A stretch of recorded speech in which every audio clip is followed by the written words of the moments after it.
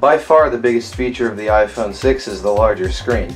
But is this iPhone bigger than bigger, as Apple says? Let's find out in my iPhone 6 review.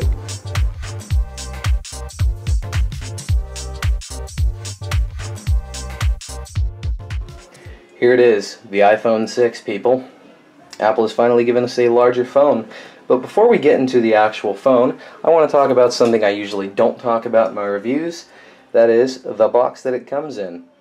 Now, the iPhone box has no front graphic, which is kind of interesting because every other iPhone box before it always came with the graphic of the phone on the front. I just felt that it made it look nice. Now it's just blank with a kind of silhouette of the phone on the box. And then, of course, it doesn't say iPhone 6. Now it just says iPhone with an Apple logo. Kind of interesting.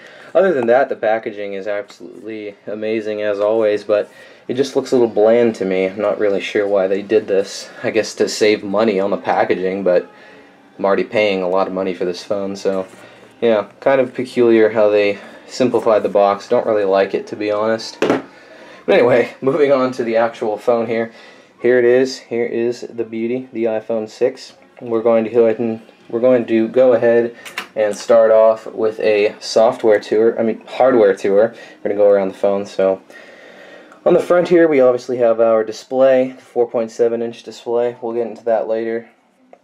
Going on the top, we have the earpiece, the front-facing camera, and then of course up there we have the proximity sensor and the ambient light sensor, so which you can barely see on the black model, which I think is nice. Going down here, we have our Touch ID fingerprint sensor into the home button like there has been on the 5S. Just an interjection here, this is one of the most overlooked features of the iPhone. It's one of my favorite features of the iPhone, actually, because you can unlock your phone super fast, as I just did. So yeah, Touch ID is even new and improved on the 6. I find that it has a better success rate rather than the 5S was pretty good, but this is even better. On the top we have nothing. On the left side we just have our usual mute switch and the volume buttons, which are here. On the right side we have our lock button, which used to be on the top, but with this big of a phone now it'd be kind of weird to kind of shift up here and press the lock button. Much nicer on the side. Of course your thumb naturally wants to rest there, so that's cool. Glad they did that. There is our nano SIM slot. On the bottom we have our loudspeaker, lightning port, microphone, and 3.5mm headphone jack. On the back up here we have our 8-megapixel iSight camera, the microphone, and the True Tone flash. Then of course we have our Apple logo, the iPhone branding, and then the model number and such. Another thing I want to talk about really quick is the antenna bands in this protruding camera. I'm not really a fan of this. I still think the phone looks pretty good. It's a nice looking phone. It's well designed, but the antenna bands are kind of thick and they look a little tacky in my opinion. I'm not really a huge fan of this. What I wish they would have done instead was put glass panels like they did with the 5S and just got rid of those. I'm not a huge fan of the thick antenna bands. I don't think it really fits with the design language of the rest of the phone. And then of course the protruding camera. I know they kind of, I guess, had to do this because the iPhone is very, very thin now. It's only 6.9mm thin. So I understand they had to do that, I guess, to fit all the optics in, but I don't really like this. The camera lens is now, well, it has been for a while, protected by sapphire glass, so it's not going to scratch, but again, I still don't really like this. The screen is absolutely beautiful. We now have a 4.7-inch display that is 1334 by 750 in resolution, and all I can tell you is it just looks really freaking good. It has the same pixel density as all of the iPhones since the iPhone 4, but that doesn't really matter. I don't think you need to have super high pixel dense displays for them to look good. As you can see, I'm holding the phone pretty much on top of my camera lens, and the screen just looks really nice. And then of course the size is one of the best things about the iPhone 6. It really changes the experience, and even though it's only 0.7 inches bigger diagonally, that's a much bigger difference than you would think. I actually really, really enjoy the screen and the experience with the iPhone 6, and it's one of the reasons that I bought the phone. Also, as you can see here, the iPhone 6 now has a curved screen, which actually makes it feel really good while using it. iOS now has a lot of side swiping features, so this curved screen and this seamless design actually really feels really nice while you're using the handset. I quite like this. And of course, it looks good when the light rolls off the curve of the screen.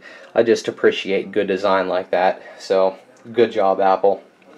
So, for specs, we are rocking a 1.4 gigahertz A8 system on chip. We have 1 gigabyte of RAM, obviously 16, 32, 64 gigs of storage, or no, actually now we have 16, 64, and 128 gigabytes of storage.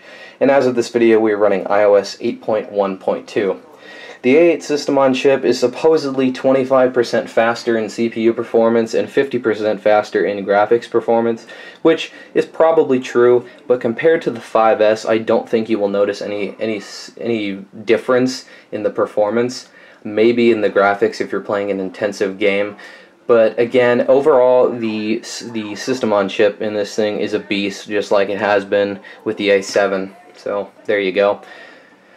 As for calling, because you know this is a phone, the iPhone 6 now supports voice over LTE, and it also supports Wi-Fi calling on T-Mobile.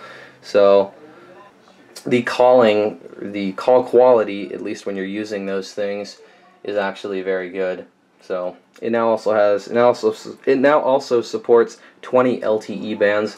So there you go. That's another thing if you switch carriers or just want to feel like taking this phone anywhere you want to. Another thing I want to mention: the actual speaker quality of this little speaker down here is actually pretty good. It's definitely only for casual listening, but it does get pretty loud and it is pretty clear. So I'm pretty happy about that. The last hardware thing I want to mention is the screen. I actually had my screen replaced not too long ago, and my previous screen was actually scratched right up here. I actually dropped my phone off my desk face down. It was in a case, but still the screen indeed scratched right up here. So I would be kind of careful with this phone in terms of the screen scratching. It doesn't seem like normal objects or your fingernails or anything will scratch it because it is made of Gorilla Glass, so it is going to be pretty resilient, but if you drop it face down, you're kind of screwed. So just keep that in mind. You may want to consider getting a screen protector, but personally I hate screen protectors, so I'm not about to do that. So that's the last kind of hardware thing I want to mention. Now we're going to go ahead and move on to the software. So I'm going to go ahead and unlock the phone here. As you can see, very fast. Again, Touch ID is one of my favorite features about the iPhone 6. So like I said before, we are running iOS 8.1.2, and I truly believe iOS has really reached a high point. Last year we had iOS 7, which was a complete redesign, and 7.0 at least felt like it was a beta. It crashed a lot. The animations felt kind of slow. But that is not so anymore. iOS 8, I legitimately have zero problems with performance on this phone. I mean, it's blazing fast and everything it does. I love the performance on this phone is basically what I'm trying to say. You wouldn't know this phone only has 1 gigabyte of RAM if someone didn't tell you that. This runs just as smoothly, if not smoother, than the highest-end Android phones that are out there right now. I have zero complaints about this phone in the gaming department. It does really, really well, even with a very graphically intensive game like this. This is Real Racing 3, and as you can see, I am seeing at least 40 FPS, if not 60. This game is running very, very well on this phone. So expect gaming and such to be a very, very pleasant experience. One thing I would like to detail in the software is app support.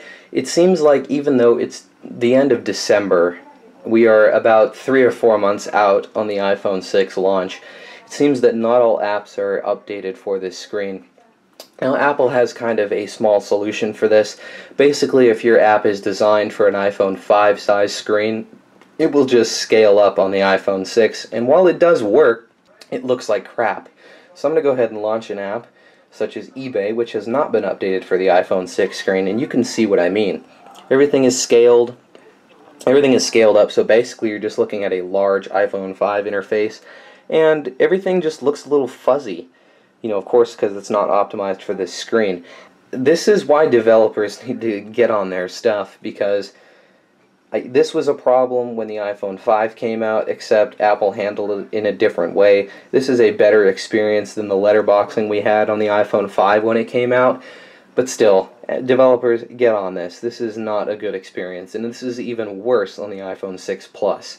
So, that is one thing I just wanted to detail really quick, is the app scaling, or the app support, is not all the way there yet. Most apps, they work just fine, but apps like that, But if you go into Flipboard here, which has been optimized for the iPhone 6, you can see that you can see a good amount of information at once. So the big screen really does help. Now, I did say iOS 8 is quite a reliable and fast performer, but that doesn't mean I haven't had my fair share of glitches. Certain apps sometimes, such as the YouTube app, sometimes it's probably not going to do it on video, but sometimes it forgets that there's supposed to be space up here, so well, it looks like they might have fixed it, but I have had issues where, like, the top of this YouTube app will be up in the status bar, so all the text will be overlapped and such. Yeah, that's one thing I've had. And then I did have SwiftKey installed on this phone, and it seemed like sometimes when I went to reply to a message after my phone was sleeping for a while or something, the keyboard simply refused to come up. The good news is I switched back to the stock keyboard, and this is not an issue, but I figured it was worth mentioning for people who like to use the third-party keyboard feature of iOS 8, which I thought was going to be a good thing, but the keyboards for iOS 8 are kind of bleh. They're not really that much better than the stock one. So, yeah, there you go. Now, as you would know from the title of this video, this iPhone is only 16 gigabytes in size, but I can tell you that I have not had much of an issue with that. If I go ahead and go into my usage here, you can see that I've used about 9 gigabytes, and I have 3.2 gigabytes left. That's not a ton, but it's enough for me, honestly. I don't really put a whole lot of stuff on my phone. You can see this is just kind of a rundown of the stuff I have on there. So, if you download a lot of large apps or you take a lot of video, you're going to want to go for the 64. But if you can't afford it, for most things, if you're kind of a user like me, I think 16 gigabytes will be enough. But even saying that, I feel like that if you're paying $700 for this phone, you should be getting more than 16 gigs. I really wish Apple would have bumped it up to 32.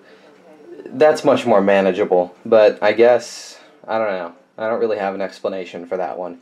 But there you go. I think 16 gigabytes is enough for this phone. So the iPhone 6 camera has been improved, even though it's the same 8 megapixel resolution we've had since the iPhone 4S. It now does 60 frames per second 1080p video, which is really nice.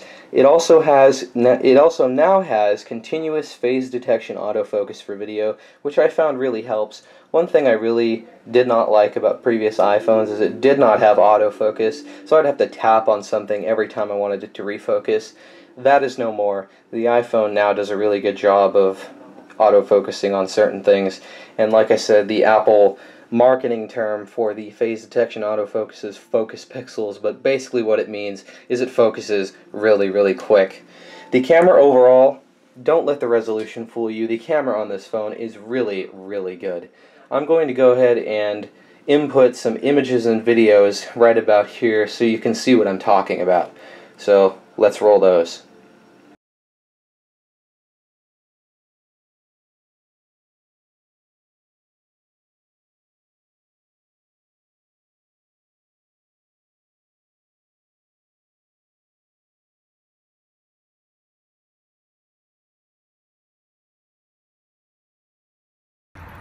I am testing the iPhone 6 camera.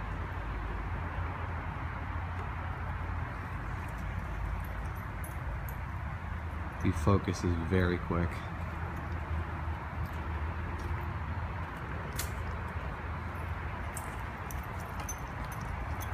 Let's try that again. Yeah, that is very fast.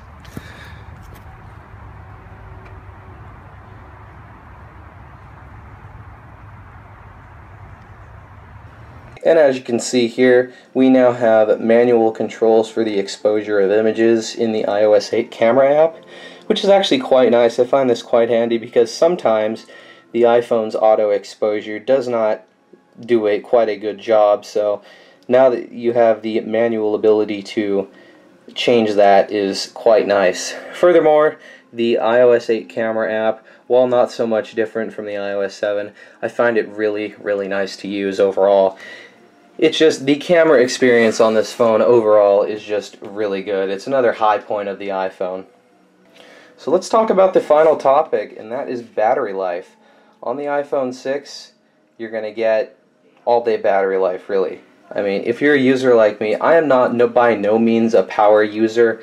I use my computer much more than I use my phone.